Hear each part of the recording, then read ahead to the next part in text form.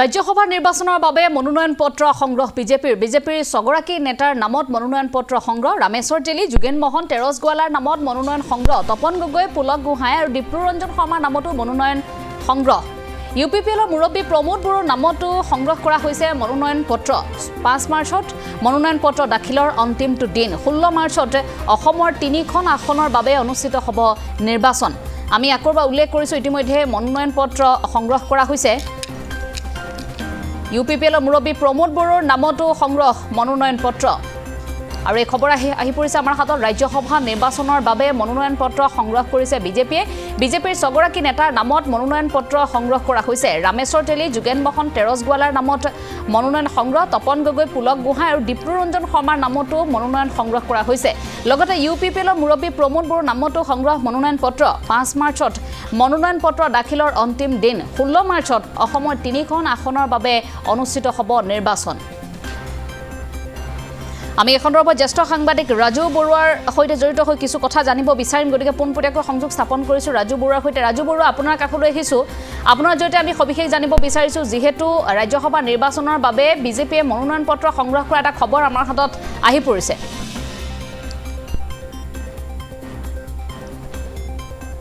9 এপ্ৰিলত তেওঁলোকৰ কাৰ্যকাল সমাপ্ত হ'ব আৰু তাৰ পূৰ্বে 16 মাৰ্চত নিৰ্বাচনৰ দিন ধাৰ্য কৰা হৈছে আৰু 5 মাৰ্চত মনোনয়ন পত্ৰ দাখিলৰ অন্তিম দিন আৰু আজিৰ দিনটোত আমি যদি চাওঁ তেনেহ'লে বিজেপিয়ে ছগৰাকী নেতাৰ বাবে ইতিমধ্যে ৰাজ্যসভাৰ মনোনয়ন পত্ৰ সংগ্ৰহ কৰিছে আৰু আপুনি উল্লেখ কৰিছে দুগৰাকী চাহ বাগিচাৰ নেতা এগৰাকী হৈছে ৰামেশ্বৰ তেলী বৰ্তমানৰ তেওঁ ৰাজ্যসভাৰ সাংসদ হৈ আছে তাৰ লগতে দুলীয়াজানৰ বিধায়ক তেৰছ গোৱালাৰ বাবেও মনোনয়ন পত্ৰ সংগ্ৰহ কৰা হৈছে তাৰ সমান্তৰালভাৱে ৰাজ্যিক বিজেপিৰ সাধাৰণ সম্পাদক ডিপ্ৰুৰঞ্জন শৰ্মাৰ কাৰণে মনোনয়ন পত্ৰ সংগ্ৰহ কৰা হৈছে প্ৰাক্তন সাধাৰণ সম্পাদক পুলক গোহাঁইৰ বাবে মনোনয়ন পত্ৰ সংগ্ৰহ কৰা হৈছে আৰু তাতোকৈ ডাঙৰ কথা মন্ত্ৰী যোগেন মোহন বৰ্তমান মন্ত্ৰী হৈ আছে তেওঁ অসম চৰকাৰৰ মন্ত্ৰীগৰাকী তথা মাহমৰাৰ বিধায়কগৰাকীৰ বাবেও এখন মনোনয়ন পত্ৰ সংগ্ৰহ কৰা হৈছে আৰু তাৰ লগতে যোৰহাটৰ প্ৰাক্তন সাংসদ সোণাৰীৰ প্ৰাক্তন বিধায়ক প্ৰাক্তন মন্ত্ৰী তপন কুমাৰ গগৈৰ বাবেও এখন মনোনয়ন পত্ৰ সংগ্ৰহ কৰিছে বিজেপিয়ে অৰ্থাৎ ছগৰাকী নেতাৰ বাবে বিজেপি দলটোৱে ইতিমধ্যে মনোনয়ন পত্ৰ সংগ্ৰহ কৰিছে আৰু 5 মাৰ্চত আপুনি উল্লেখ কৰিছে যে 5 মাৰ্চত মনোনয়ন পত্ৰ দাখিলৰ অন্তিম দিন গতিকে দুটা দিন বন্ধ থাকিব 3 আৰু 4 মাৰ্চ যেহেতু বন্ধ থাকিব গতিকে 5 তাৰিখে মনোনয়ন পত্ৰ দাখিল কৰা যাব আৰু এই সময়ছোৱাতে যদি চোৱা যায় তেনেহ'লে 3খন আসন খালী হ'ব ইয়াৰ ভিতৰত যদি আমি চাওঁ তেনেহ'লে এখন হৈছে ভুৱনেশ্বৰ কলিতা এখন ৰামেশ্বৰ তেলী আৰু এখন হৈছে বিৰোধীৰ দখলত থকা অজিত কুমাৰ ভূঞাৰ হাতত থকা আসনখন গতিকে এই 3খন আসনত 3গৰাকী প্ৰাৰ্থী কাক দিব এই ক্ষেত্ৰত যদি চাওঁ শেহতীয়া যিটো ডেভেলপমেণ্ট যে 6 জনগোষ্ঠীৰ জনজাতিকৰণৰ দাবীত আটাচুৱে যিহেতু প্ৰতিবাদ কৰি আছিল গতিকে আটাচুৰ ফালৰ পৰা কোৱা হৈছে যে ৰাজ্যসভাৰ তেওঁলোকক এগৰাকী আৰু প্ৰতিনিধি লাগে এগৰাকী কিন্তু আছে যে পবিত্ৰ মাৰ্ঘেৰিটা তেওঁ কেন্দ্ৰীয় ৰাজ্যিক মন্ত্ৰী হৈ আছে পবিত্ৰ গগৈ গতিকে পবিত্ৰ গগৈ এগৰাকী আহোমৰ প্ৰতিনিধি কিন্তু তাৰ সমান্তৰালভাৱে তেওঁলোকে আৰু এগৰাকী প্ৰতিনিধি বিচাৰিছে যাৰ বাবে দুগৰাকী নেতাৰ নাম ইতিমধ্যে দুগৰাকী নেতাৰ নামত মনোনয়ন পত্ৰ সংগ্ৰহ কৰা হৈছে এগৰাকী হৈছে যোগেন মোহন আনগৰাকী হৈছে তপন গগৈ কাৰণ পুলক গোহাঁই হৈছে মটক জনগোষ্ঠীৰ পৰা তেওঁ যিহেতু আহে গতিকে মটক জনগোষ্ঠীৰ পুলক গোহাঁইৰ ক্ষেত্ৰত কি হ'ব কাৰণ প্ৰথমতেই আমি যদি চাওঁ প্ৰথম যেতিয়া গোটেই কথাটো ৰাজ্যসভাৰ ওলাইছে তেতিয়া ৰামেশ্বৰ তেলী আৰু পুলক গোহাঁই এক প্ৰকাৰ নিশ্চিত হৈ আছিল এই দুগৰাকী প্ৰাৰ্থী ৰাজ্যসভাৰ তেওঁলোক প্ৰাৰ্থী হ'ব বুলি এক প্ৰকাৰ নিশ্চিত আছিল কিন্তু শেহতীয়া যিটো টুইষ্ট সেই টুইষ্টটো হৈছে যে পুলক গোহাঁইৰ উপৰিও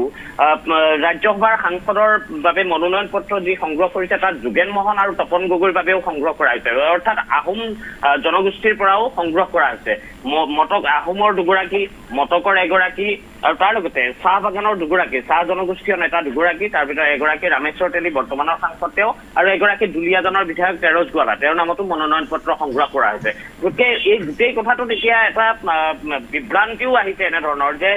কাক বিজেপি আচলতে প্ৰক্ষেপ কৰিব কাৰণ 3গৰাকী প্ৰাৰ্থীয়ে পঠাব পাৰিব আৰু 3গৰাকী প্ৰাৰ্থীৰ ভিতৰত আপুনি এতিয়া দেখিছে যে প্ৰমোদ বড়োও সংগ্ৰহ কৰিছে ইউপিপিএলৰ নেতাগৰাকীও সংগ্ৰহ কৰিছে মনোনয়ন পত্ৰ গতিকে ইউপিপিএলক বিজেপিয়ে বিচাৰি আছিল যে বিজেপিয়ে প্ৰথমতে তেওঁলোকলৈ এটা অফাৰ দিলে যে যিহেতু সন্মুখত বিধানসভা নিৰ্বাচনো গতিকে UPPNৰ সৈতে যিটো মিত্ৰতা যিহেতু BPFও মিত্ৰতাত আছে গতিকে UPPL আৰু BPFৰ মাজত খুব বৰ্তমান সম্বন্ধ ভাল নহয় গতিকে এই সময়ছোৱাত বিজেপিয়ে তেনেধৰণৰ এটা ৰাজনীতি যে UPPLৰ যদি এগৰাকী নেতাক ৰাজ্যসভালৈ পঠাই দিয়া যায় তেনেহ'লে বিধানসভা নিৰ্বাচনটো নিগচিয়েশ্যন চিটক লৈ কাৰণ 15খন আসনেই আছে BTCত গতিকে সেই 15খন আসনৰ ভিতৰত যেতিয়া আসন ভাগ বটোৱাৰা হ'ব সেই আসন ভাগ বটোৱাৰাৰ ক্ষেত্ৰত কৰবাত সুবিধা হ'ব তাৰ বাবে UPPLলৈ তেনেধৰণৰ এটা অফাৰ দিয়া হৈছিল আৰু সেই অফাৰ প্ৰথমতে অৱশ্যেই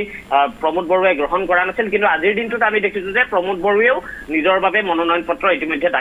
গ্ৰহণ কৰিছে গতিকে হয়তো এখন আসনত প্ৰমোদ বড়ো যদি যায় বাকী দুখন আসন বাকী থাকিল দুখন আসনত 6গৰাকী নেতা মন কৰিব যে 6গৰাকী নেতাৰ ভিতৰতে যিকোনো দুগৰাকীক দিব লাগে দুগৰাকী কোন হ'ব পাৰে যদি চাহ জনগোষ্ঠীয়ে এজন কিন্তু দিবই তাত সেইটো এক প্ৰকাৰ নিশ্চিত অৰ্থাৎ তেৰজ গোৱালা বা ৰামেশ্বৰ তেলী যে হ'ব ৰাজ্যসভাৰ প্ৰাৰ্থী সেইটো এক প্ৰকাৰ নিশ্চিত বাকী থাকিল 4গৰাকী তাৰ ভিতৰত আহোম জনগোষ্ঠীয় দুগৰাকী নেতা আহোম জনগোষ্ঠীয় যোগেন মোহন আৰু তাৰ লগতে তপন গগৈ তাৰ সমান্তৰালভাৱে দীপ্লুৰঞ্জন শৰ্মা আৰু পুলক গোহাঁই এই দুগৰাকী নেতাৰ কথা হৈছে কাৰণ যদি আমি দীপ্লুৰঞ্জন শৰ্মাৰ ক্ষেত্ৰত চাওঁ যে চামগুৰিৰ পৰা তেওঁ বিধায়ক হৈছিল উপনিৰ্বাচনত কিন্তু এতিয়া যিহেতু চামগুৰি সমষ্টিটোত বিজেপিয়ে নিৰ্বাচন খেলাৰ পৰিৱেশ নাই বিজেপিৰ অনুকূলে তাৰ যিসকল ভোটাৰ আছে ভোটাৰে ভোট দিয়াৰ সম্ভাৱনা যিহেতু নাই তাৰ বাবে চামগুৰি সমষ্টিৰ পৰা ইতিমধ্যে আঁতৰি আহিছে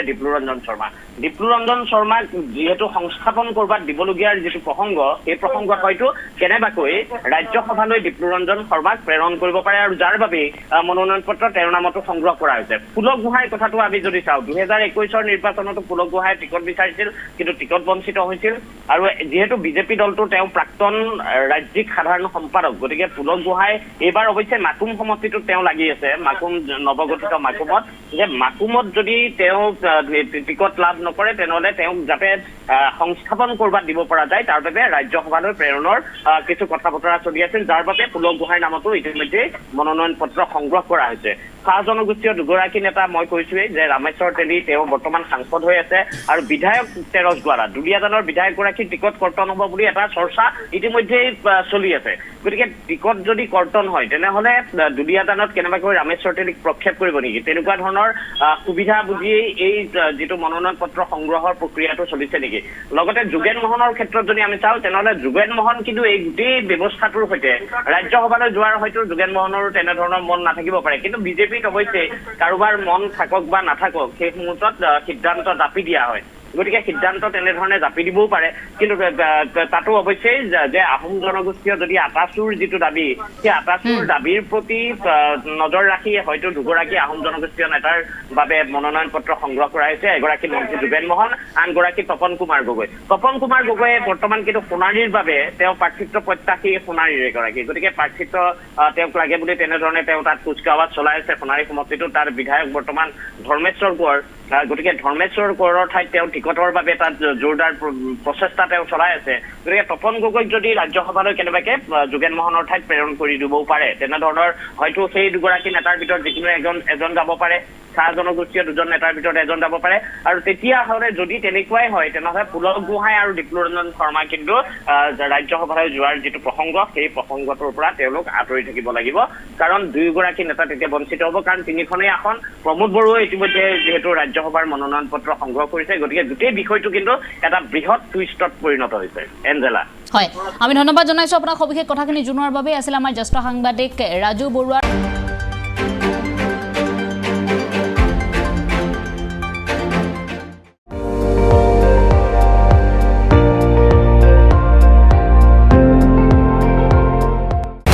আপুনি চাই আছে ND24